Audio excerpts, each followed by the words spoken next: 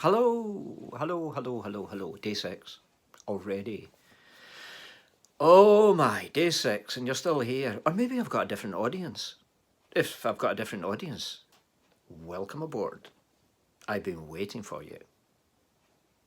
I have. Yeah, yeah. I knew you would come. I knew you would come. There was no question about it. Anyway, I'm an incredibly patient individual, and I haven't moved from this chair since day one, which was months ago.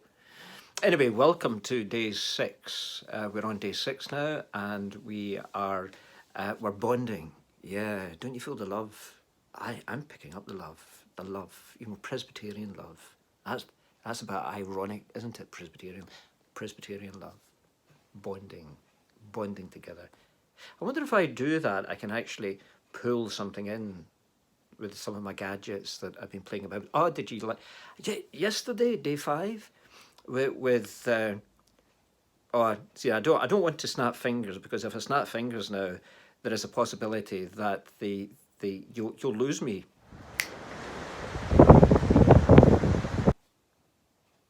You did, didn't you? I'm not going to snap my fingers again. Well, I will, but not right now.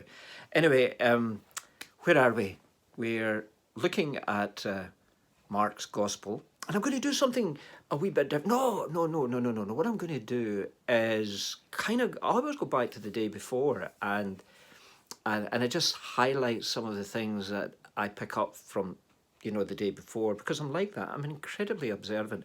I've got to look at these videos at least once. Once is enough for me. Once really is enough for me. So I'm sitting in my comfortable chair and speaking to you as if you were in my room, but you're not. I've just got to use my imagination that there is about 3,000 of you sitting in hard pews just listening to every word that I say.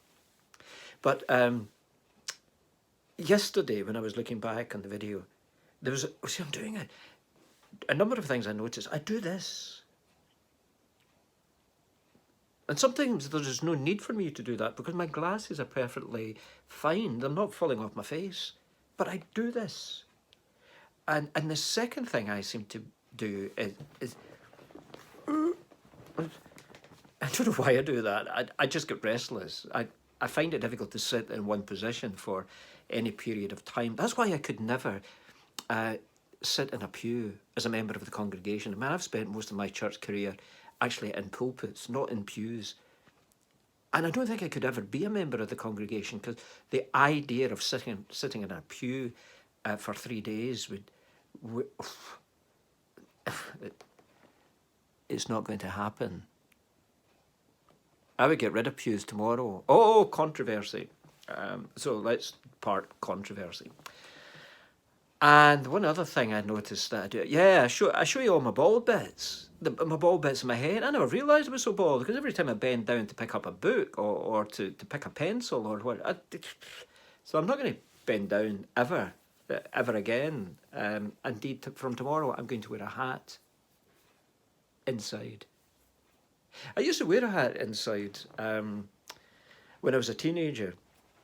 I went through this hippie phase, although I was actually too young to be an original hippie, and but I had the hair and I had the beard, and I had this kind of and I wandered about in a daze, as if I had banged my head against a hard surface, and I used to call everyone man, even my granny. Hey man, just chill. And she always used to say to me, I'm not a man, I'm your granny. What do you say to that? There's not really much you can say to that. So, but I used to wear a hat during those times. See, I'm moving again in my chair. I'm just getting comfortable. And I probably will kick this tripod, but there we go. That's me comfortable. So I used to wear a hat and just wander about in a daze for 20 years, And now I don't wear a hat. Well, I don't really wear a hat inside. But maybe I should just revisit that radical spirit time and my radical youth. Wear a hat. Wear a hat when I'm recording.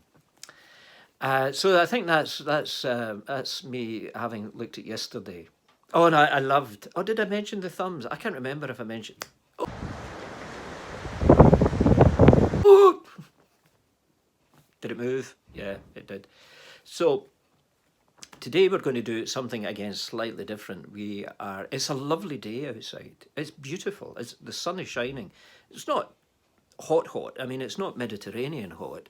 I wouldn't go outside with a pair of shorts on, for example. No way. But what I am going to do is I'm going to take a break from here. There was no need for me to do that. That's nerves. I'm incredibly nervous. But I'm going to take a break from the room, from inside the room, and I'm going to bask in the sunshine outside and do the reading. And that's what I'm going to do.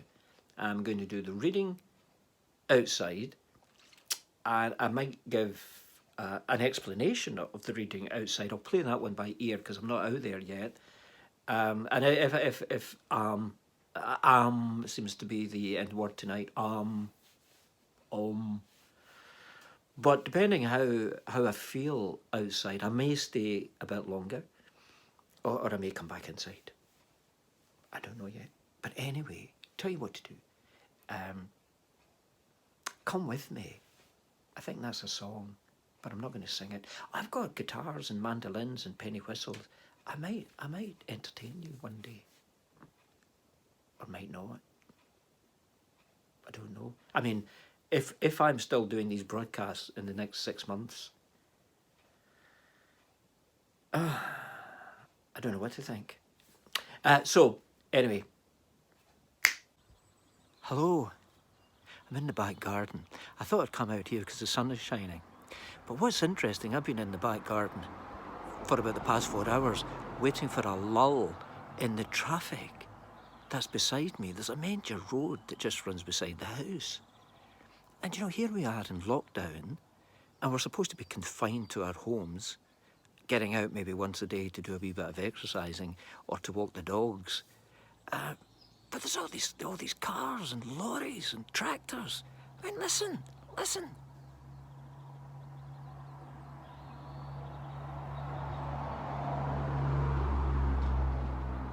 Get home.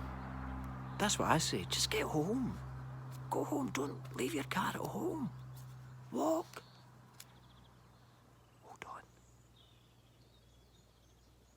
Can you hear that? Silence. Okay, let's start this reading. So I'm reading from Mark again. There's a surprise. Chapter 1 again. There's another surprise. And from 14, I can hear the birds. Seagulls. Mark, reading from verse 14. Nice and quiet. After John had been put in prison, Jesus went to Galilee and preached the good news from God. The right time has come, he said, and the kingdom of God is near. Turn away from your sins and believe the good news. As Jesus walked along the shore of Lake Galilee, he saw 2 fishermen, Simon and his brother Andrew, catching fish with a net. Jesus said to them, "Come with me, and I will teach you to catch men." At once they left their nets and went with him.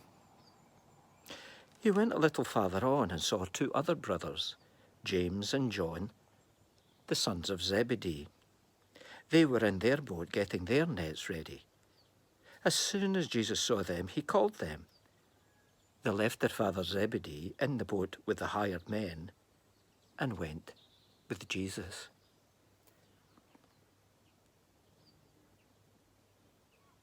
I can hear bees. Nothing else.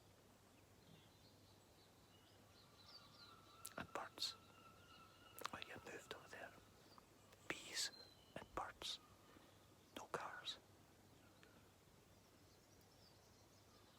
We'll go inside and I'll tell you Wasn't that nice? I got something out of that. That was really pleasant, listening to the bees and the birds, the seagulls, and just appreciating basking in the sunshine, especially as we're going through such a miserable time. But see, there's a positive. You know, I could have said, oh, it's awful being stuck inside. There was an opportunity to go outside for 5 minutes and just sit there in the stillness and appreciate nature. There's a positive. Yeah, I could highlight that. I am highlighting that. That, makes it worth to be alive. The seagulls and the bees and the birds, the other birds. Anyway, so we're back inside, and we're going to be having a wee look at those few verses that I shared with you outside. And that first verse, which I read.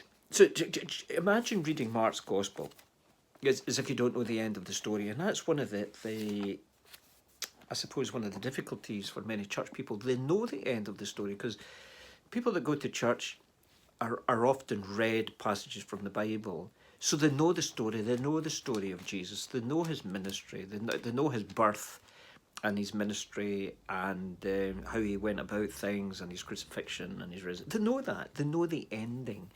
But again, I'm hopefully chatting to people, and you don't really know the ending of the story. You probably do, but it's as if you're coming to the Bible for the very first time. And so I'm trying to get myself into that kind of way of thinking. I don't know the end of the story, but I do. So I'm reading this as if it was a novel. And one of the things that I've read about so far is a wee bit about this man, John the Baptist, who goes out into the wilderness, and he starts to teach the people who come out to see him and to hear him. He starts to say to them, look, we need to pull up your socks. You need to pull up your socks. My socks are already pulled up. And because things are about to happen. And John dressed like an old-fashioned prophet, the prophet Elijah. And the people believed that Elijah would come back onto the scene just before the imminent arrival of the Messiah, the Son of God. And so they've recognised in John's dress and his speech and his mannerisms and the way he lived that they thought this could be Elijah. And if this is Elijah, then the Messiah is going to appear next. So imagine living in those ages, those times when you just know that things are happening which are going to be out with your control, like this virus. So Mark, the author, mentions a wee bit about John. And then he introduces Jesus, which we talked about yesterday, the baptism of Jesus, and how Jesus then went into the wilderness and spent some time there to face his demons, to face his fears, to be challenged, to see how we get on. So he spent a period of days there, and then he came back into the community. And so that first verse, which I read outside amongst the birds and the bees, is a very interesting one. So I haven't read this novel, so I'm coming to this novel for the first time. It's not really a novel, but it's a book. After John had been put in prison, Jesus went to Galilee and preached the good news from God. How did John end up in prison? Where did that come from? So Mark has either decided this isn't really such an important, point that I need to make, or I'm going to keep you in suspense. You need to, maybe this is Mark's way of thinking, you need to keep reading what I've wrote to find out why John ended up in prison and what's going to happen to John. But that's it. It just gives us this wee clue. It's not really a clue, it's a statement. John has ended up in prison. Jesus went to Galilee to talk about God. So he's taken over the ministry of John. John was the minister. Do you know why I had that pause just a moment ago and you got that kind of circle thing? Because my phone rang. a phone rang. Anyway, I've disconnected my phone. Reminder to self, reconnect the phone once you've finished this. So if I forget and you're trying to phone me, I can only apologise. Anyway, so John's ministry has ended. Jesus' ministry begins. It's as if John had prepared the way, had prepared that kind of excitement, that buzz, that anticipation amongst the people who are asking one another, well, if John is Elijah, this prophet that we're expected to see, when is the Messiah coming? Jesus appears in the scene. Lots of people at this stage, obviously, living at this time, would not have recognised Jesus as the Messiah. He didn't have messiahship credentials at the early stages of this ministry. So anyway, John's in prison. Jesus starts his ministry, and the first thing he does is to talk about God. Talk about God in a new way, in a different way. The good news, the positive news, not the miserable, negative news, but the positive news to build people up, to give them positive strokes, to affirm them, to say, you're important, you mean something to me. Because you mean something to me, you mean something to God. So this was his message. So one of the first things he does, he can't do this ministry on his own. He needs people who will appreciate what he's trying to do and people who will support him in this ministry. So he calls some fishermen. Now, I live in a fishing community in Cullen, and I've only been here for about 10 years or thereabouts, so I haven't spent my life here. I don't have a Cullen accent. If you're not from Cullen, if you're from, let's say, because I've got viewers from all over the world. Let's say you're from Canada, and you're desperate to come to Cullen and eat some Cullen skink, and you think that everyone in Cullen sounds like me. They don't sound anything like me. I don't come from here. I come from way down south. Not from here. But I've been here for 10 years, and my accent hasn't changed. I don't have a Cullen accent.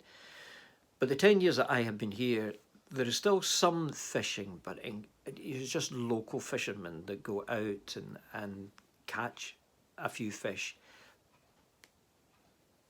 I'm tempted to say back in the day, because I keep saying that all the time. But at one stage, let me just say this, at one point in history, and recent history, Cullen, Buckie, Fenechty, Portnocky, right along this coast, it had a thriving fishing industry. There were boats all over the place. And I'm not going to go into the history of the fishing, just Google it for yourself. Fishing in the northeast of Scotland.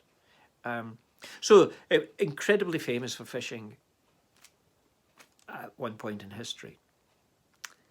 I'm really tempted to do, the snapping the fingers, the clicking the fingers. I'm going to do it. Hello, I'm back.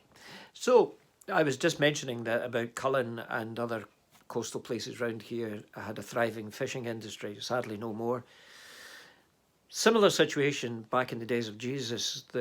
Apparently there was an historian called Josephus who mentions in one of his annals that there were 350 odd boats that would fish on Lake Galilee, and so that too was thriving. Bethsaida, for example, means the place of fish. Tarakia, another place in ancient Palestine, is the salt house of fish, means the salt house of fish. So very few people during Jesus' day ate meat.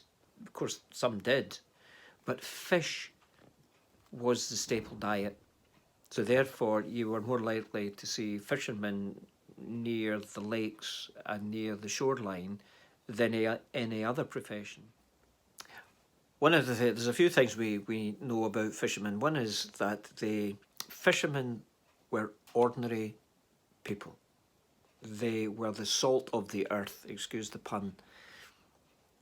And Jesus had some kind of affinity towards the ordinary men and women of his day, not the aristocracy, not those in power, and certainly not the religious polis who did the rounds in those days. He was very grounded, very earthed. And if he was looking for supporters, people who would try and understand what he was going on about, I think he deliberately wanted to pick ordinary men. And I'm going to add at this stage, although we haven't read it so far in the book, ordinary men and ordinary women. Now that was women, having women as disciples, because he did. I had to take another moment there because my dog started to bark. So the phone rings, I disconnect the phone, the dog barks, because there must be a dancing light round the room at the moment, and the dog goes wild, the spaniel goes wild, and so I had to pause. So I can't remember what I was saying. Oh, fishermen.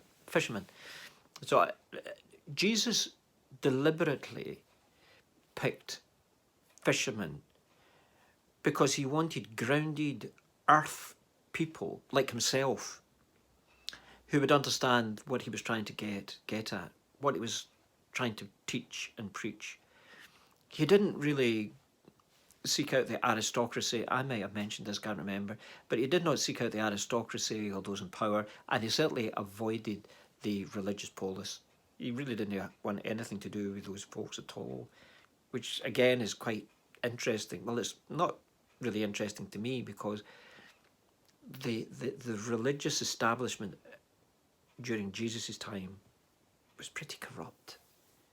They had stopped caring for people. They were more interested in rules and regulations and laws, and there may be categories of people in today's society that do the same. Well, we need to do everything by the book. Why? Because somebody has told us to. This is getting controversial. We're not even at chapter 2 yet. I'm either going to attract thousands of millions of followers, or I'm going to be down to immediate family and people that I pay to watch this. So we'll see how that goes. Anyway, Jesus attracted, no, let me rephrase that. Jesus approached four fishermen that we read about. And so the first thing we need to know about these fishermen, they were ordinary people, ordinary working class individuals. The second thing that we know about the fishermen, they were working. They were actually out on their boats catching fish. This was their main occupation. There was no social security in those days, so if they didn't catch fish, they couldn't sell their fish, and if they couldn't sell the fish, there was no money coming in. So work was incredibly important to these men. So they were working, ordinary men who were working, doing a day's graft, a day's honest graft. And the third thing which I noticed was he said, "Come and follow me." Now, they didn't just drop their nets and say, "Yeah, we're on our way." They would have known about Jesus. They would have known about John the Baptist. They would have heard Jesus talk, preach, have debates with. Maybe they already had debates with this man, Jesus. So they weren't strangers to one another. They knew one another. So I think the time was right for them to do something different, as the time was right for Jesus to begin his ministry. So things are beginning to happen. John's in prison. Jesus is starting out, and he's slowly but surely building up a group of people. At the moment, only four people whom he trusts, whom he can get on with, who he believes at least understands something of his message and of his ministry. And so what we have discovered today is that Jesus' ministry is just beginning. I'm going to stop there because I'm going to go and get my tea. I need to eat. So I'm going to stop and get my tea, and I will be, here is another surprise, I'll be back tomorrow. Do you know what I'm going to do?